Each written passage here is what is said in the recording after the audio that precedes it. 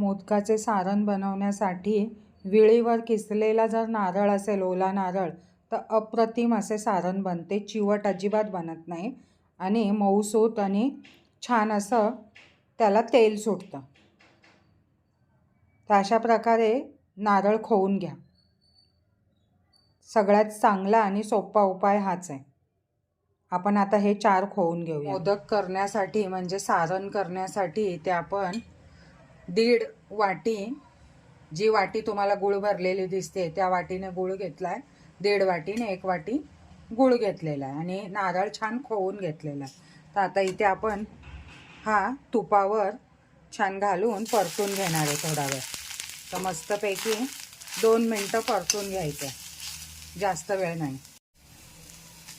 1.5 वाटी ओल्या खोबऱ्यासाठी 1 वाटी छान इथे गूळ घेतलेला आहे. हा गूळ लगेच वितळतो, त्यामुळे मी अगदी किसून नाही घेतलेला. तर छान परतून घेऊ, सगळं मिश्रण एकजीव करून घेऊ. सारण चेक करून घ्यायचं, असं करून पाहायचं. हे जर तुम्हाला पाणी दिसतंय तर अजून थोडा वेळ 5 मिनटं चालवत म्हणजे परतत राहायचं आणि शिजवायचं छान. पाणी आळलं पाहिजे. इथे मी वेलची पूड घालतेय. तुम्ही खसखस वगैरे पण घालू शकता,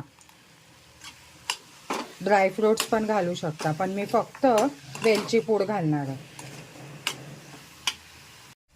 सारण बघा तुमचं छान तयार आहे. पाणी निघत नाही आहे यातून. खूप जास्त परतायचं नाही आहे, नाहीतर ते चिवट किंवा असं कडक गोळा होतो. या लेवलला बंद करायचा गॅस.